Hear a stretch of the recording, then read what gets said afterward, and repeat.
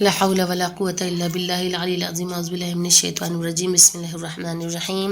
رب اشرح لي صدري ويسر لي أمري واحلل عقدة من لساني يفقهوا قولي. اللهم صل على محمد وآل محمد وعجل فرجهم. معزز خواہران السلام علیکم. آج کا ہمارا موضوع درس قرآن کریم ہے، درس نمبر 30، اور آج ہم سورہ علق کے بارے میں پڑھیں گے جسے سورہ اقرا بھی کہا جاتا ہے. اور آج ہم اس سورہ کا ترجمہ، اس کی تفسیر، اس کی فضیلت، ان تمام چیزوں پہ گفتگو کریں گے. اور درس کے آغاز سے پہلے ایک بات اور یہ کہ جو PDF آپ سب کو بھیجا جاتا ہے بغور مطالعہ کریں، اس کا آڈیو بنا کے ہمیں واٹس ایپ یا ٹیلی گرام پہ سینڈ کریں. اور جو بھی درس یوٹیوب پہ اپلوڈ ہوتا ہے آپ لوگ اس پہ ضرور لائیو چیٹ اور کمنٹ کیا کریے، اور اسے زیادہ سے زیادہ لائک کریں اور شیئر کریں، اور اس کے ذریعے ہم سب کی حوصلہ افزائی ہوگی.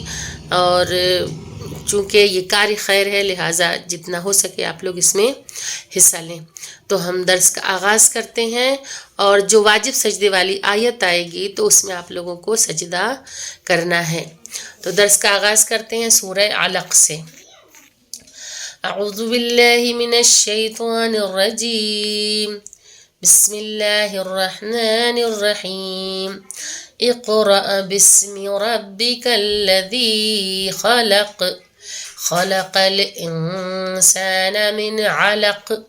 اقرأ وربك الأكرم الذي علم بالقلم علم الإنسان ما لم يعلم كلا إن الإنسان ليطغى أن رآه استغنى إن إلى ربك الرجعى.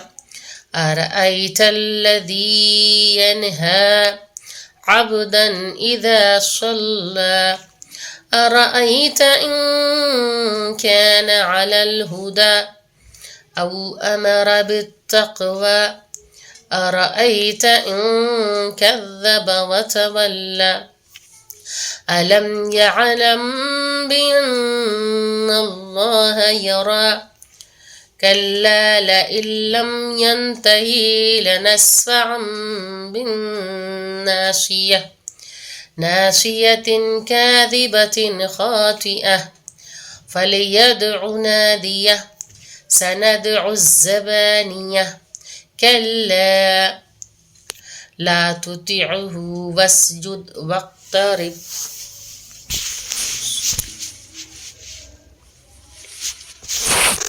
صدق اللہ العلی العظیم.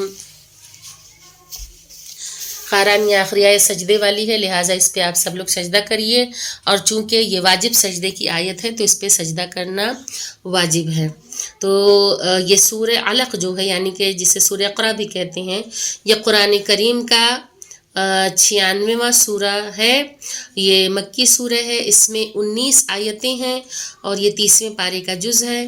قرآن کریم میں وہ 4 سورے جن میں سجدہ واجب ہے ان میں سے ایک یہ سورہ بھی ہے.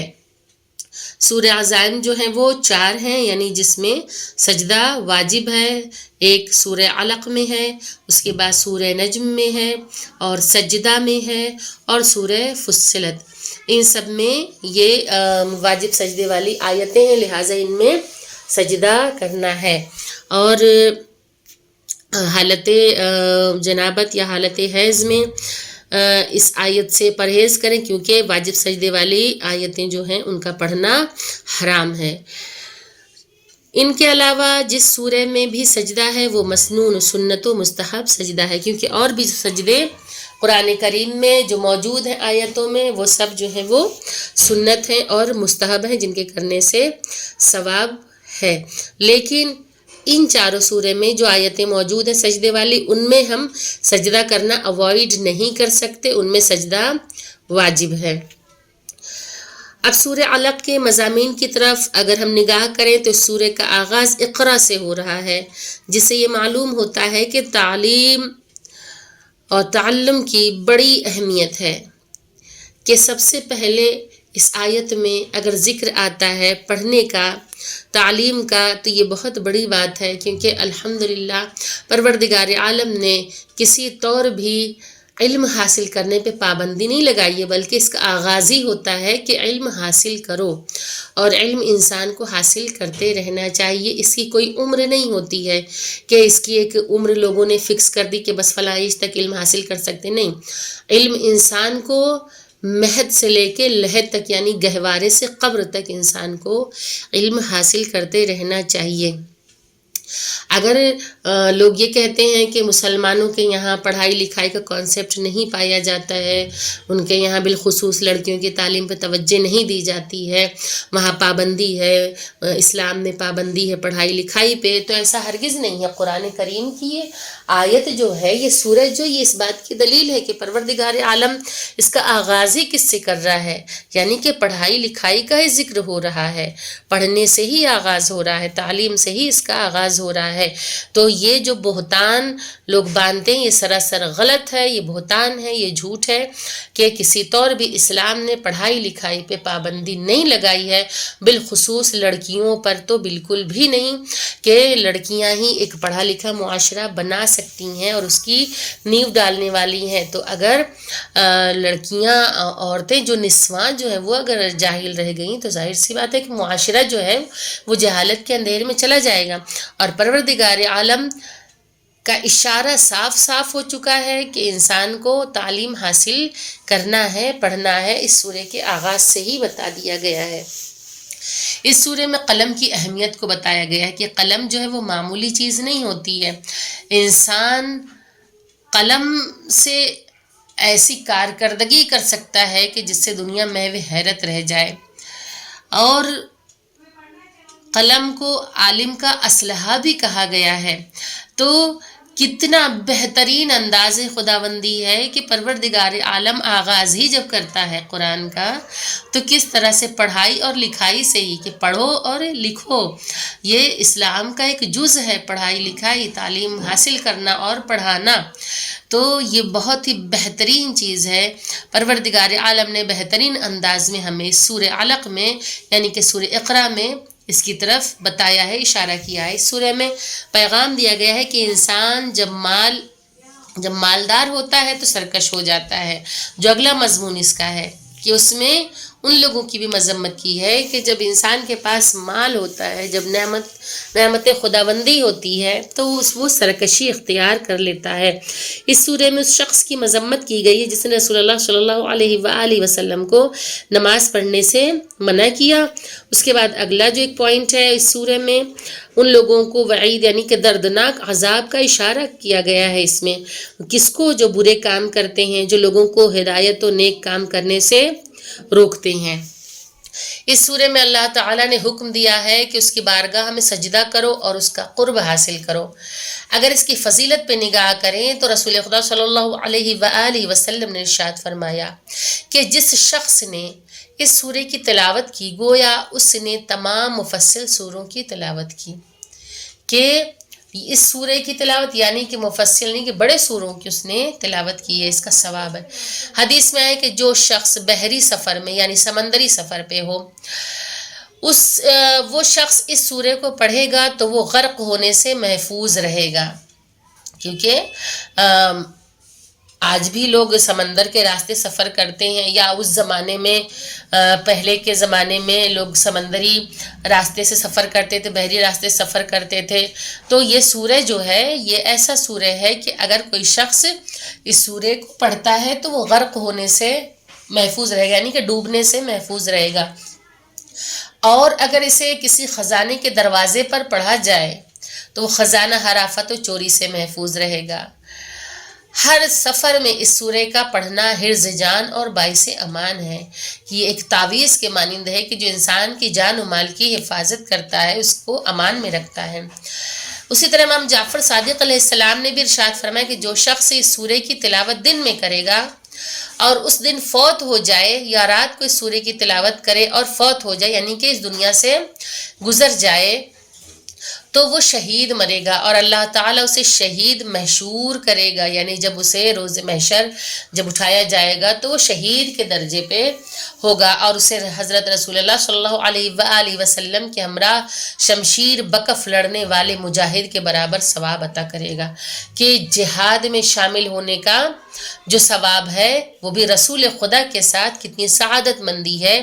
تو پروردگار عالم یہ سعادت یعنی کہ یہ فضیلت جو ہے وہ اس شخص کو دے گا جو اس سورہ کی تلاوت کرتا ہے، یعنی کہ وہ باقاعدہ مصلح ہو کر رسول خدا کے ساتھ وہ میدان جہاد میں ہے اور وہ جہاد کر رہا ہے، اس قدر اس کا ثواب ہے، یعنی کہ ایک مجاہد کے برابر ثواب ملے گا اس کی تلاوت کرنے سے۔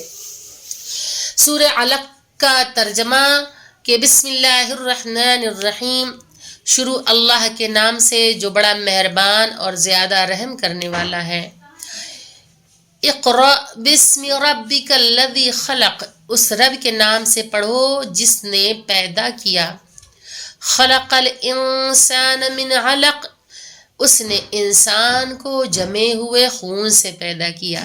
کہ پروردگار عالم خلقت انسانی کی طرف اشارہ کر کے خداوند کریم کس طرح سے بتاتا ہے کہ پروردگار عالم نے اسے جمے ہوئے خون سے پیدا کیا۔ اقرأ وربک الاکرم، پڑھو اور تمہارا رب بڑا کریم ہے۔ الذی علم بالقلم، جس نے قلم کے ذریعے تمہیں تعلیم دی ہے۔ علم الانسان ما لم يعلم، اور انسان کو وہ سب کچھ بتا دیا گیا ہے جو اسے معلوم نہیں۔ کلا ان الانسان لیطغی، بے شک انسان سرکشی کرتا ہے۔ ان رآہ استغنی، کہ اپنے کو بے نیاز خیال کرتا ہے۔ ان الی ربک الرجعی، بے شک آپ کے رب کی طرف واپسی ہے۔ کہ انسان دنیا میں غرور سے رہتا ہے، تکبر سے رہتا ہے، اکڑ کے رہتا ہے اور خود کو سوچتا ہے کہ مجھے کسی کی ضرورت نہیں ہے، میں بے نیاز ہوں۔ تو پروردگار کیا اشارہ کرتا ہے کہ آخر تمہیں پلٹ کے کس کی طرف آنا ہے؟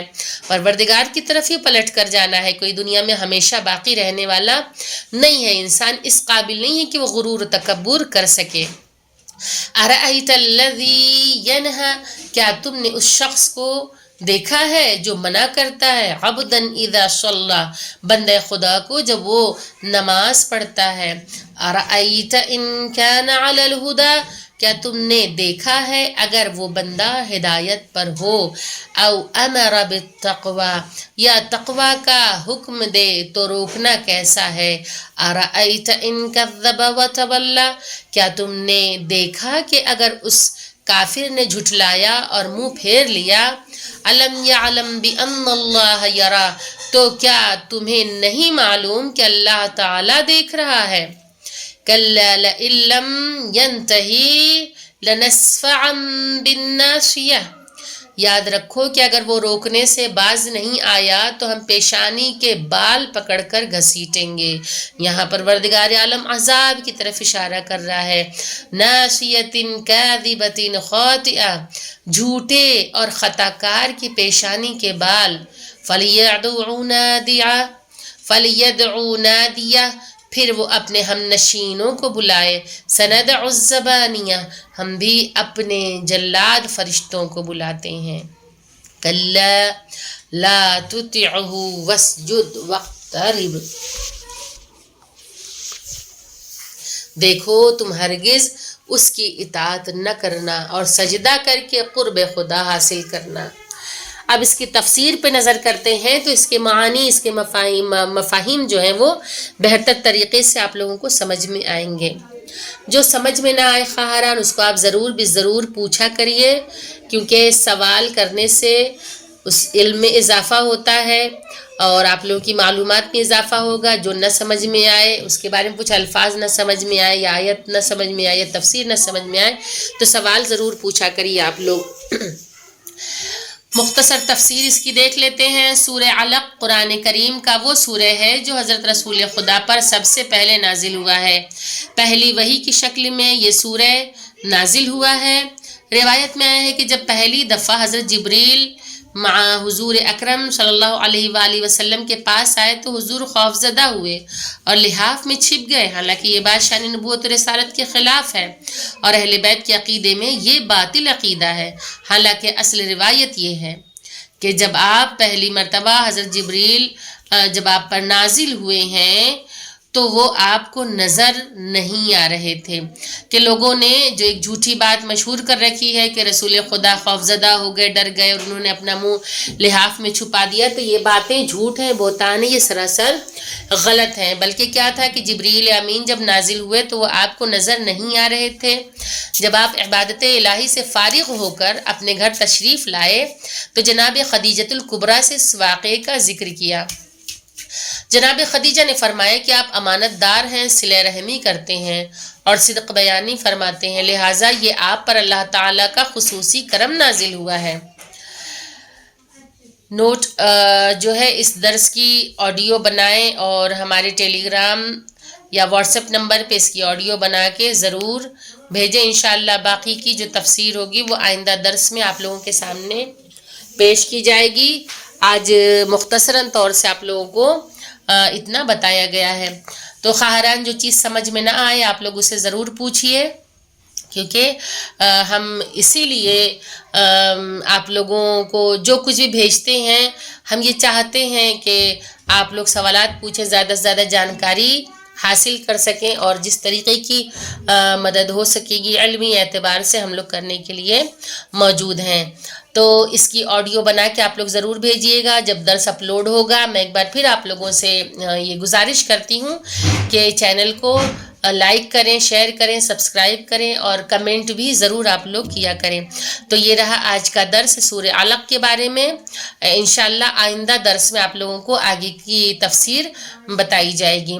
وآخر الدعوانا ان الحمدللہ رب العالمین، اللہم صلی علی محمد وآل محمد وعجل فرجہم۔ سلام علیکم، خدا حافظ۔